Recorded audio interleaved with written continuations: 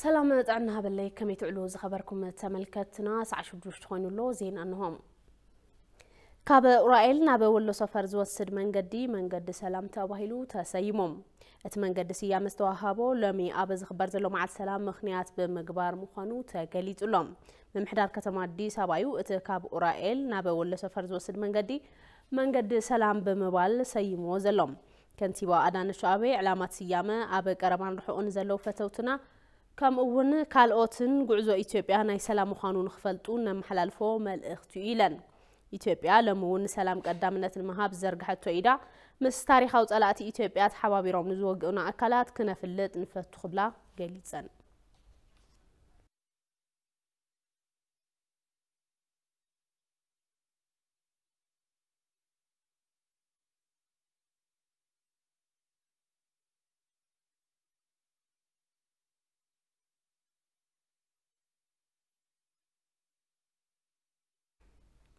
أب زعبا إثيوبيا مزتاي بيت مخرطات تودب حبرات منقستات أو عوزنا وراء أخيوانا بقاز آل سامون تساقيروم كم حبريتا قال ديبلوماتات مخنيات من واحا أخيبا اتوم تأكبتيتو على بعد أودو ويسبو خفوتي كايد زبل أب حدا مردد أب زي مبزحا مخانو تاقليتو لهم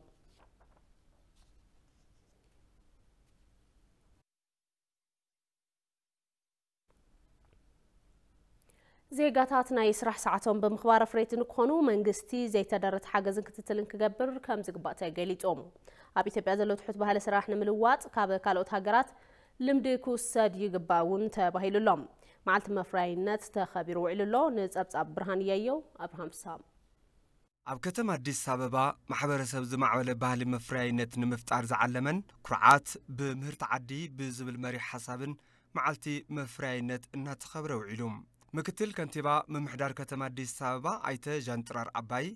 ኣብ ክል ዕድመ መፍራይ ኃይሊ ዝርከብ ኢትዮጵያዊ ሒስካም ናብ ጫፍ ብልጽግና መብጻሕ ዘይከኣለሉ ምንም ምክንያት አይህሉን ኢሎም ሀገራችን በብልጽግና ማማ ላይ ማስቀመጥ ሁላችንም ያግባባ የጋራ ራዕያችን መሆኑ ይታወቃል ሀገርና ኣብ ጫፍ ብልጽግና መቀማጥ ንኹልና ዘረዳድ ናይ ሓባር ራዕይና ምዃኑ ይፍለጥ ንሎሚ ተሳጊርና ከምንወጽሖ ድማ ምንም ጥርጥር የብሉን ተሰፊሩ ብዘይውዳእ ተፈጥሯዊ ሃፍቲ ዝማዕበለት ሃገርና ኢትዮጵያ ካብቲ ብ100 ሚልዮን ዝቁጸር ህዝባ ዝበዝሕ ኣብ ክል ዕድመ መፍራይ ዝርከብ ኢትዮጵያዊ መንእሰይ ተጠቂምና ኣብ ሓጺር እዋን ኣብ ጫፍ ብልጽግና መብጻሕ ዘይከኣለሉ ዝኾነ ምክንያት أيهلون ኣብ ኢትዮጵያ ዝርከቡ ኣፍሬትን ኢንተርፕራይዛትን ንምስፍሕፋሕን ንምዕባይን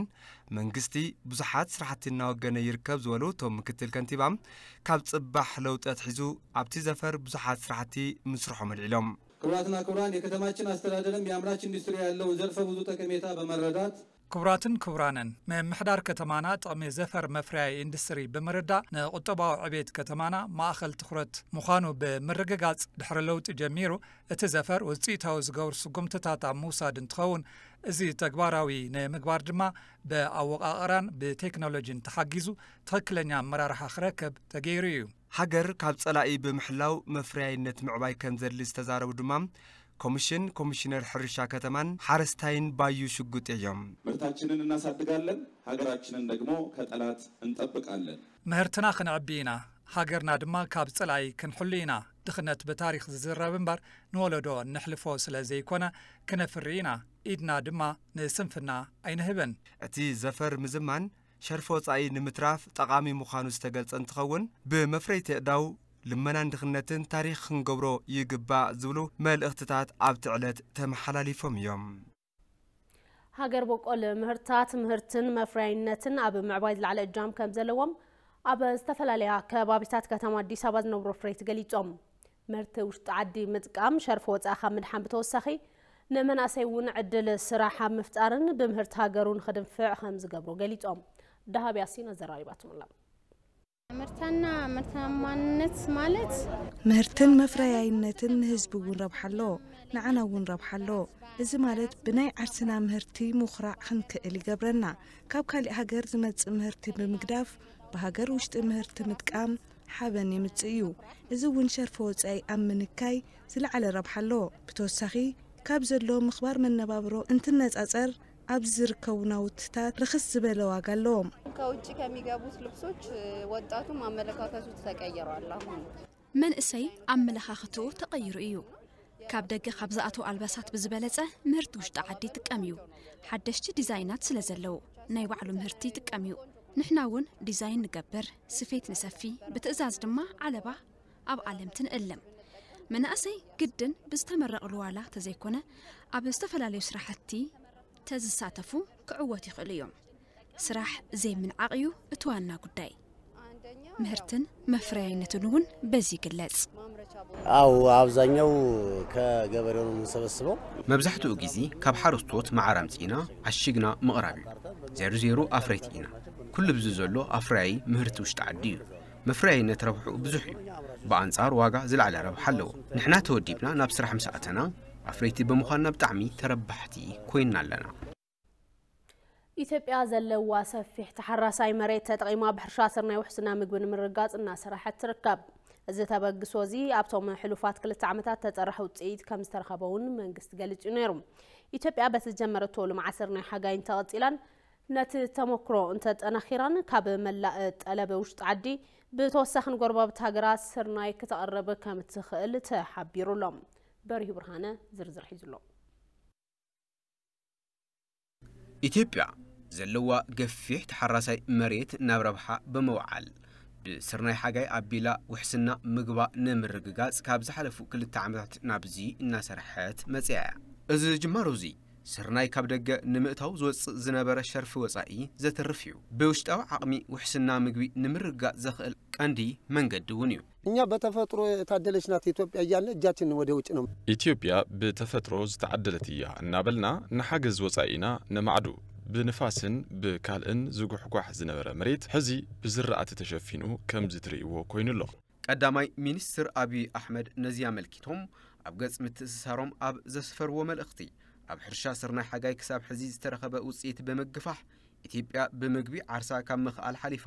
ስርናይ ንጎረባብቲ ሃገራት ንምሻጥ እትኽእለሉ ዓቕሚ ክትፈጥር ከም ትኽእል እውን ኣመላኺቶም እዮም ከም መብርሂ ቀዳማይ ሚኒስትር አብይ አሕመድ ኢትዮጵያ ካብ ዝቕጽል ዓመት ጀሚራ ስርናይ ንዕዳጋ ዓለም ንምቕራብ መደብ ሒዛ እናሰርሐት ትርከብ ከሚቀጥለው ዓመት ጀምሮ ስንዴ ኢትዮጵያ ውስጥ አናስገባም ብለ ወሰን ካብ ዝቕጽል ዓመት ጀሚሩ ስርናይ ካብ ወጻኢ ኣይነእቱን ኢልና ወሲና ኢና መሬት እናሃለወ ዘርእውን ሒዝና ሓረስታይውን ከም ዝኽእሎ ፈቲና ድሕሪ ምርኣይና ስርናይ ካብ ወጻኢ ኣይነእቱን ሓረስቶት ኣማሓደርቲ ክልላትን ክኢላታትን ስርናይ ንሃልኪ ምግቢ ጥራሕ ዘይኮነስ በሊዕኻ ጸጊብካ ንኽትሸይጥ ዘኽእል ዓቕሚ ኣሎ ነዚ ምምጻእ የድሊ ኩልና ክንረባረብ ዘለና ብምግቢ ዓርስና ኽኢልና ዝተረፈ ሸይጥና እቶት ንምርካብን ኣድላይ መሰረተ ልምዓት ንምዝርጋሕን እዩ እዚ ኣብ ውልቀት ሕዝቶ መሬት ሓረስቶት ብሕርሻ ክላስተር ዝካየድ ዘሎ ሕርሻ ስርናይ እቲ ዝድለ ምህርቲ ክርከቦ መንግስቲ ቀረብ እተወትን ኣድለይቲ ዘበናዊ ናውቲ ሕርሻን እናሃበ ይርከብ 3000 ሄክታር 4000 ሄክታር ኢትዮጵያ ውስጥ የመንግስት እርሻ እኮ አይደለም በክላስተር ነው 3000-4000 ሄክታር እዩ ዝሕረስ ዘሎ ብመንግስት ዝምወል ሕርሻ እኳ ኣይኮነን ሕርሻ ክላስተር እዩ ሓረስታ እዩ ብክላስተር 3-4 ሽሕ ሄክታር ዝሓርስ ዘሎ ነዚ በብከባቢኡ ምድጋፍ እዩ ዘድሊ ሕቶ ስርናይ ኣብ ኢትዮጵያ ዘብቅዕ 4-5-10,000 ሄክታራት ምልማዕ ኣብ ኩሉ ከባብታት ክልመድ ተኽኢሉ እዩ ሕርሻ ስርናይ ሓጋይ ኣብ ክልላት ዓፋር ኦሮሚያን ኣምሓራን ካብ ዝሓለፈ ዓመት ጀሚሩ ብቐንዱ እናተኻየደ ይርከብ እዚ ተሞክሮ እዚ ናብ ክልል ሶማሌ ተጋፊሑ እናተሰርሐሉ እዩ እንግዲህ ሶማሌን በድርቅ በግጭት ሶማሌ ብድርቂ ብጎንፂ እንፈልጦ ሰባት ከምዚ ዝበለ ሕርሻ ምርኣይ ኣዝዩ መስደመም እዩ ኣብዚ ክልተ ዞባ ዝተሳለጠ ሕርሻ ስርናይ ልዕሊ 120,000 ሄክታር መሬት እዩ ካብዚ ዝጽበይዎ ፍርያት ድማ ልዕሊ 5 ሚልዮን ኩንታል እዩ ኣብ ዝተረፉ ዞባታት ዝናብ እንትመጽእ ናብ 180,000 ሄክታር ይሕረስ ካብዚ ንጽበዮ ድማ ልዕሊ 8 ሚልዮን ኩንታል እዩ እዚ ዝርከብ ዘሎ ኣብ ክልል ሶማሌ እዩ እዚ ማለት ተረሲዑ ኣብ ዝነበረ ዝተረኸበ ምዃኑ እዩ ኣብ ክልል ሶማሌ ዓሚ ድርቂ ነይሩ ሕዚ 8 ሚልዮን ኩንታል ንረክብ ኣለና እናበልና ኢና እዚ ከዓ ጸገም ዘለዎም ከባቢታት ኣብ ምሕጋዝ ኣዝዩ ዝጠቅም እዩ ካብ ወጻኢ ዘይኮነስ ኣብ ውሽጢ ዓዲ ዝፈረየ ስለ ዝኾነ እዚ ብሉጽ ተመክሮ ኢትዮጵያ ብዝተፈላለያ ኣህጉራውያንን ዓለም ለኻውያንን ትካላት እውን ኣፍልጦ እናረኸበ መጺእ ኣሎ what I have seen here which is effort at food and nutrition security እቲ ዝሪኦ ዘለኹ ብምግቢ ዓርስኻ ናይ ምኽኣል ውሕስና ምግቢ ምርግጋፅን ንዕዳጋ ዓለም ስርናይ ናይ ምቕራብ ተበግሶን ዝዕግብ እዩ። እዚ ኣብዚ ዘሎ ተስፋ ንኢትዮጵያን ንምብራቕ ኣፍሪካን ጥራሕ እንተይኮነስ ንኣፍሪካ እውን ተስፋ ዝህብ እዩ። Today we are in Balerobe, but experiences like this are happening everywhere in the country. ሎሚ ባሌ ሮቤ ንርኢ እምበር ኣብ ካልኦት ከባብታት ኢትዮጵያ ከምዚ ዝበሉ ሰፋሕቲ ልምዓት እናተኻየዱ ይርከቡ። ብምዃኑ ድማ ባንኪ ዓለም ነዚ ገዚፍ ፕሮጀክት ዝህቦ ሓገዝ ዝቕፅል እዩ። ኣብ ምርግጋፅ ውሕስና ምግቢ ምዝማን ሕርሻ ፈጠራ ዓድል ስራሕ ንህቦ ደገፍ ኣበርቲዕና ክንቅፅል ኢና። Prime Minister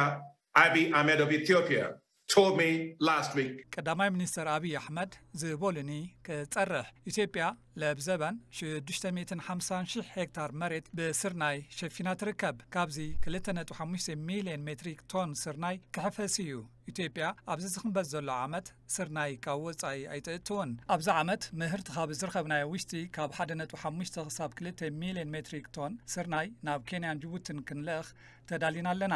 ኢሎም እዮም ነጊሮምኒ። ክቡራትን ክቡራንን እዚ ዘድንቕ እዩ። Your Excellencies, this is simply incredible. 650,000 ሄክታር መሬት ዝሸፈነ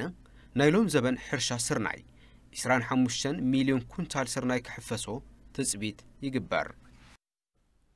ኢትዮጵያን ጅቡቲን ዶበን ካብ ራዕድን ካልኦት ገመናት ንምክልኻል ብሓባር ይሰርሓ ከም ዘለዋ ኣፍሊጠን። ኮሚሽነር ጀነራል ፖሊስ ፌደራል ኢትዮጵያ ደመላሽ ገብረ ሚካኤል ምስ ዳይሬክተር ጀነራል ብሔራዊ ፖሊስ ጅቡቲ ኮሎኔል አብዱራህማን አሊ ተዛትዮም ክልቲኦም ትካላት ቅድም ሕዚ ዶብ ዘለል ገበናት ብሓባር ንምክልኻል ንምቁፃርን ዘኽእሉ ሰነድ ስምምዕነት ምኽታሞም ይፍለጥ። መሰረት እዚ ግብረ ኃይሊ ጸጥታቶም ትካላት ብምጥያሽ ኣብ ከባቢ ዶብ ናይ ሓባር ሓለዋ ብምግባር ጀመርዎ ተግባራት ገምጊሞም ክሳብ ሕዚ ዝተረኸቡ ውፅኢታት ብምጥንኻር ድማ ተስማዕሚዖም። ኣብ ክልቲአን ሃገራት ገበን ፈጺሞም ዝሃድሙ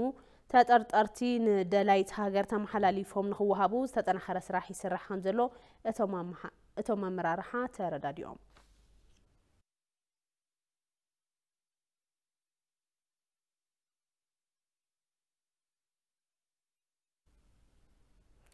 ኢትዮጵያውያንን ተወለድቲ ኢትዮጵያን ሃገሮም ንምርጋእን ጽዕንቶ ወፃእ ንምክልኻልን ካብ ኩሉ እዋንን ላዕሊ ብሓድነት ጠጠው ክብሉ ጻውዒት ቀሪቦም። ኣብ ኣሜሪካ ኢዳእታውነት ወፃእን ራዕዳዊ ሕወሓትን ዝቃወም ሰልፊ ተሳሊጡሎም ንጸብጻብ ንጋት ቡቓና እዩ ሴቡ ክቐርብ እዩ።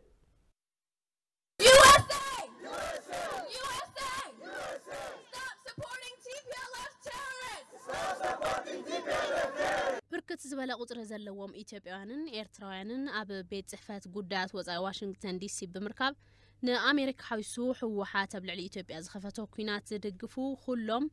ኢዶም ከልዕሉ በሰላማዊ ሰልፍ ሓቲቶም። TPLF does not represent the Tigrayan people. TPLF is a thief. ንሲኤንኤን ሓዊሱ ኣብ ሓደ ምዕራባውያን ትካላት ሚድያ ኣብ ልዕሊ ኢትዮጵያ ኾነ ኤርትራ ሕልፍ ኢሉ እውን ኣብ ቀርኒ ኣፍሪካ ዝሰርሕዎ ናይ ሓሶት ጸብጻብ ጠጠው ከብሉ ድምጾም መስሚዖም እዮም። እዚ ሰልፊ ብዋናነት ዝተጸውዐ ኣብ ዋሽንግተን ዲሲ ፊት ስቴት ዲፓርትመንት ኣብ ውሽጢ ዓዲ ብህወሓት ንሳልሳይ ግዜ ዝተኸፈተ ወራር ንምክልኻል ኣብ ወፍሪ ዘለዉ ሰራዊት ምክልኻል ሃገር ፍሉይ ሓይሊ ኣምሓራን ፍሉይ ሓይሊ ክልላት ኣምሓራን ዓፋርን ሚሊሻ ፋኖ ብሓፈሻ ነቲ ጥሙር ሓይሊ ኣብ ጎኑ ኮይና ንምባል ሓገዝና ንምርኣይ ብመንግስቲ እናተወሰደ ዘለዎ ስጉምቲ እውን ንምድጋፍ እዩ። ሲኤንኤን ካልእ የማናይ ኢድ ህወሓት ከም ማለት እዩ። ነዚኦም እውን ንምቅዋም መደብ ሒዝና ኣለና። ከይድና ተቃውሞ ክነስምዕና። ፕሮክሲ ዋር አሜሪካኖች የሚያደርጉት ለቲፒኤልኤፍ የሚረዱትን እርዳታ እንዲያቆሙ ነው። ኩናት ውክልና አሜሪካውያን ንህወሓት ዝገብርዎ ሓገዝ ጠጠው ንኸብል እዩ። መናእሰይ ትግራይ እናተመዛበሉ እናተጸገሙ እናተንገላትዑ እዮም ዝርከቡ። እቲ ዝኸይድ ረድኤት እውን ኣይበጽሖምን። ስለዚ ንህወሓት ዝግበር ሓገዝ ጠጠው ክብል ኣለዎ ኢለ ድምጸይ ከስምዕ የመጽ። እኛ ጠቅላይ ሚኒስትራችን በኩል በጣም እናመሰግናለን። ቀዳማይ ሚኒስትርና ብጣዕሚ ኢና ነመስግን። ሕዚ ዝወስዶ ዘሎ ስጉምቲ ንቅድሚት ክቕጽል ኣለዎ። ናይ መወዳእታ ስጉምቲ ክኸውን ኣለዎ። ብሓድነትን ሉዓላውነትን ኢትዮጵያ ኣይንደራደርን ዝበሉ ኣብቲ ሰልፊ ዝተረኸቡ ኣይተናኦሚን ዘለቀ ንሰራዊት ምክልኻል ዘለዎም ክብሪ እውን ገሊጾም እዮም። እንደሚታወቀው ባለፈው ሳምንት የፋሽስቱ የህወሓት ቡድን በኢትዮጵያ ላይ እንደገና ዳግም ሶስተኛ ጦርነት ከፍቷል። كم زفلت أبز حلف سومن فاشيست جوجل هوحات عبلعل إثيوبيا سالساي زوريا كوينات ولي علوم بحمشت جنبارات متقعت كافيتيو بزلنا حبيرتها مسارت سراويت مكلخال إثيوبيان تمر حيلتاتن نتمتقعتي ناتخلاخلو عود النرخبو مخانم نفلتنا كوينغنا نهوحات عجوخا زبلو زحجزو زدفافرو حيلتات وصايوم بفلاي أوروبان أمريكان زي بوليسي أن دو كبلام كرم حزون بمنقصاص نومورن كالوتن تحاتيتهم يوم لمون نزين مدقام يوم نهوحات مدقاف دو بلو هوحات رعداوئيو هوحات صار إثيوبيايو سلام إثيوبيا إنهاوخا إيو استزرقحلو منقد السلام نتيقو كينات زخفة إكي جاكان فاشيشتاوي جوجل إيو سلازي ناز جوجل تقبرو وحاجز تتوبلو ጋዜጠኛ ሄርሜላ አረጋዊ ውን አብ መድረኽ ዓለም ድምጽና ዓወቢልና በመስማዕ ንጹሃት ወገናትና ካብ ሕውሓት ነጻ ክሳብ ዝወጹ ቃልስና ክንቅጽልና ኢላ This is a very critical time for us. እዚ እዋን ንዓና ብጣዕሚ ወሳኒ እዩ ሰባት ብሓባር ደው እንትብሉ ጥንኩራት ይኾኑ ነዚ ሰልፊ ብዙሓት ሰባት ካብ ዝተፈላለዩ ቦታታት መጺኦም እዮም ንሕና ኢትዮጵያውያን ተወለድቲ ኢትዮጵያን ሃገር ናይ መረጋጋእን كم أمريكا زبالات انكرات حاجرات استجاجي بوليس وصاي نايم حلاو حلفنة لنا تولدت إثيوبيا أب متأمرت أمريكا ربح إثيوبيا زحلو طرح بممرات نخصاته فون ملأختام حلالي فام مكتل قدم مينستر قدرات وصانا يتدمج مكونن أب واشنطن دي سي أب استخايدة سلامة وسلفي دقاف نستساته وجنات مسجانا قريبام أبا سمين كفال هجرنا بتورار جوجلن سالساي جزيت خفت أكينا سعبو أبا واشنطن دي سي أمريكا تنبرو وجناتنا خمت لمود نتحق بزرقي زا سالتكم وسلامة وسلفي أزيو زن أديلهم إثيوبيان منفس حدنتكم أستيمكم أبا دبابي عالم دمت بمحانكم أزينا نمسكن بأخاتكم كورعنا لنايلهم أي تدمج أمكونن أبا محبرام تسارقتهم أبا زت محلالفهم الأختيم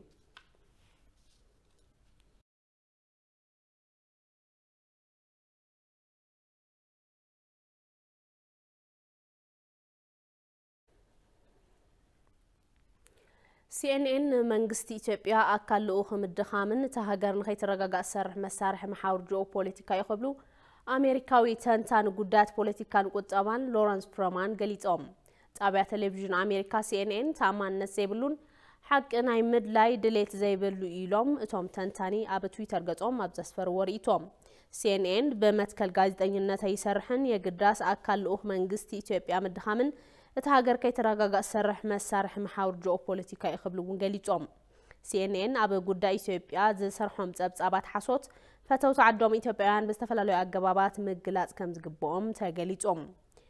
توم من رحب تحفش قدام كبلون عبل علي إثيوبيا بركس بلو تبعات حصوت كفنوت أن حقينهم حزون تبعات حصوت المسرحنا تدلوا مخانم تحبيرهم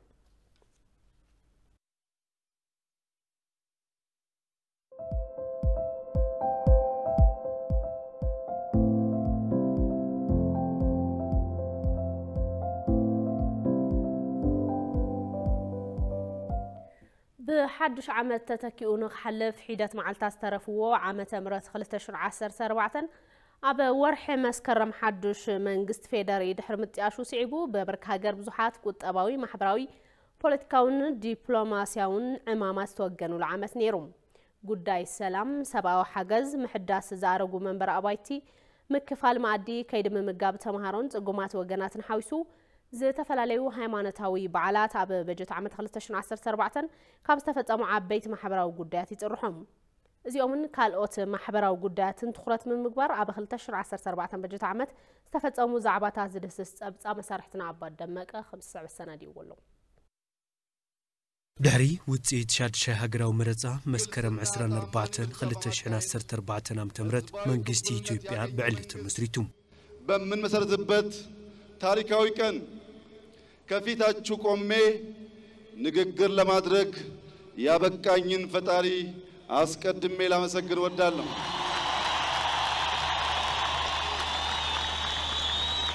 تمسرت منجستي حزبي كاب زهابو حلفنت تلمتاتون مفصام اب 2014 بجت عمت استفلالوي منقسقاساتن ገነጸኒዑ حلفنت بقننت በታታሪነት እንዲሁም ሕግና ስርዓትን መሰረት በማድረግ ስራዬን ለመፈጸም ቃል እገባለሁ።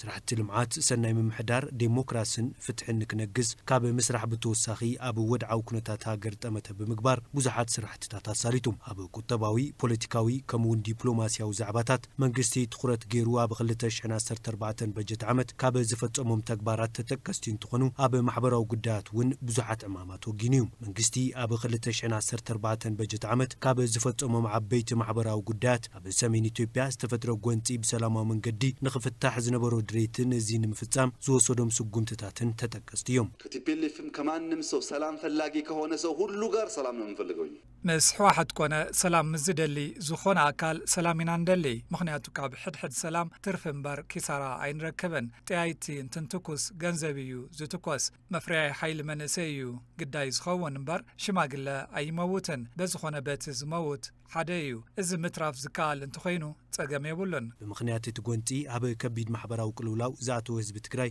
ንምድሓን ክበሃል በይናዊ ተኽሲ ጠጠው ምባል ውሳነ ብምውሳነ ሰብኣዊ ሓገዝ ናብ ትግራይ ንኽኣቱ ዝወሰኑ ውሳነ ኣብ 2014 በጀት ዓመት መንግስቲ ካብ ዝፈጸሞም ዕማማት ሓደ እዩ።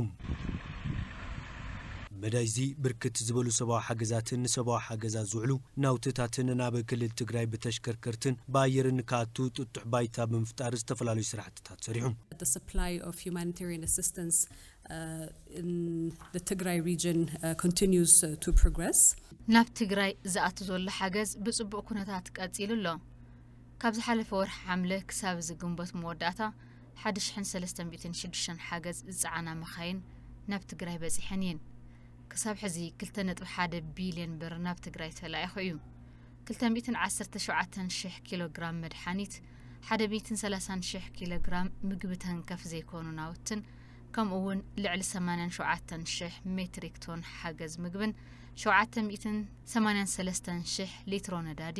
ብሓገዝ ናብ ትግራይ ተላኢኹ እዩ። ካብ ዝብተወሳኺ መንግስቲ ኣብ 2014 በጀት ዓመት ዝተፈላለዩ ሃይማኖታዊ በዓላት ብድምቀት ክኽበሩ ብምግባር ኣብ ዝተፈላለዩ ወፃኢ ሃገራት ዝነበሩ ኢትዮጵያውያንን ተወለድቲ ኢትዮጵያን ናብ ሃገሮም ብምምጻእ እቶም በዓላትን ከብዕሉ ገይሩ እዩ። ካብ ልደት ክሳብ ጥምቀት ካብ ዒድ ክሳብ ዒድ ብዝብል ጎስጓስ እቶም በዓላት ንክሳለጡ መንግስቲ ብዝጀመሮ ስራሕ ብኣሽሓት ዝቑጸሩ ኢትዮጵያውያን ዲያስፖራታት ናብ ሃገሮም ብምምጻእ አምባሳደራት ኢትዮጵያውያን ኮይኖም ንከገልግሉ ተገይሩ እዩ። በመላው ክፍለ ዓለማት የምትኖሩ ወገኖቻችን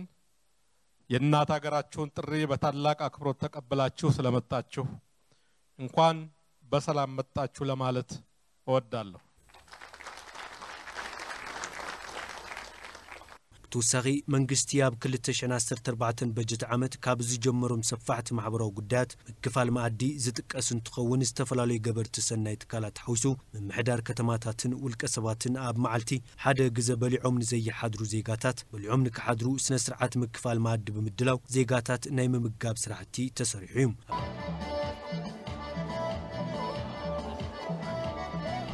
2014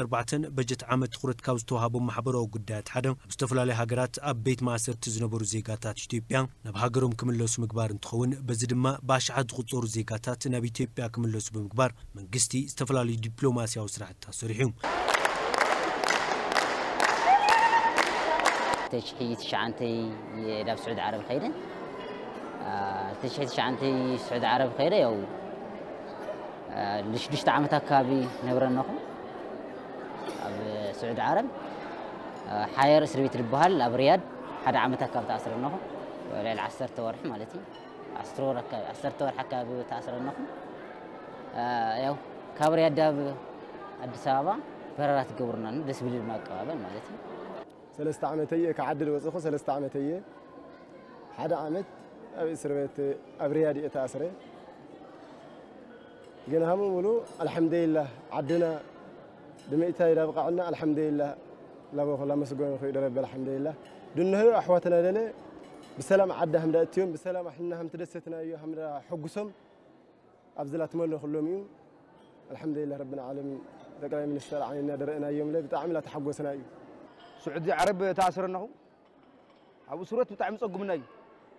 صقم بتعمي بصحناي ما حس أبي سامناي ولاي خيار خداني بالله قملنا بقمالينا مويتنا نورنا فزقنا الحمد لله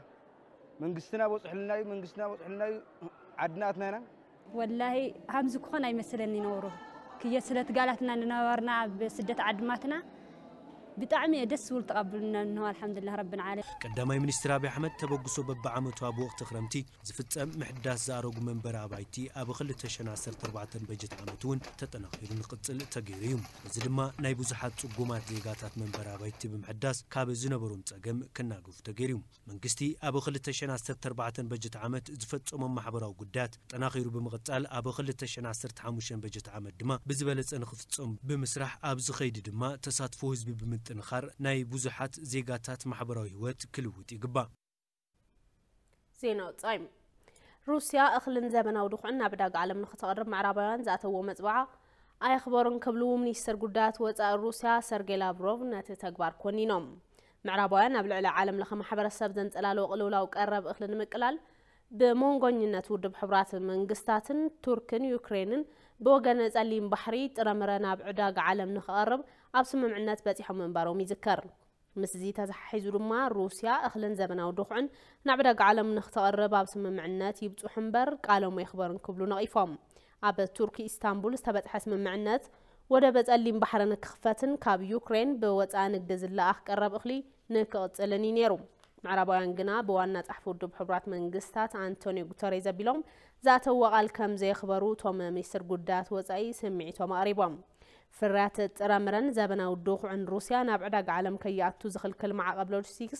كم زي العلو قاليتهم سيرجي لافروف وتوم منيستر مس تايلاند مزنوم دون بلام رودويناي اب ذهبوا وحبراو غازداو مغلطي ود بحبرات منغستات اب اسطنبول تبت حسم معنات مسرت بمغبار غبون حواطا محتاتهم ارتي صبصيبوم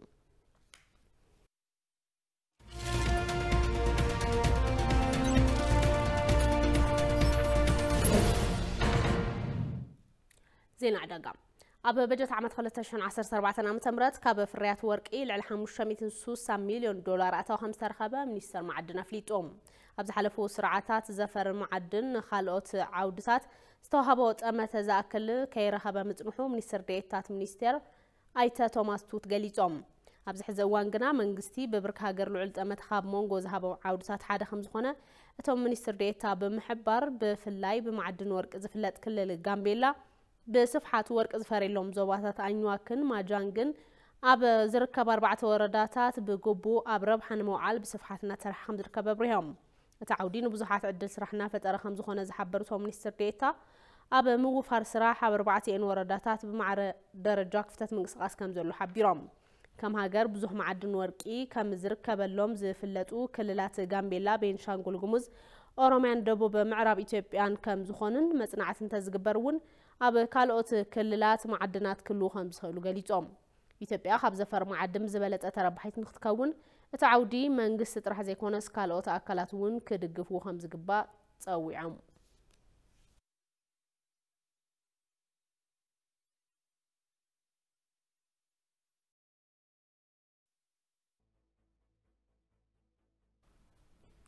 نسعى شدوش تزحزنا يوم زينات الزم تخطات الحموم يرون نمكتالكم يمسكن سنة معلتين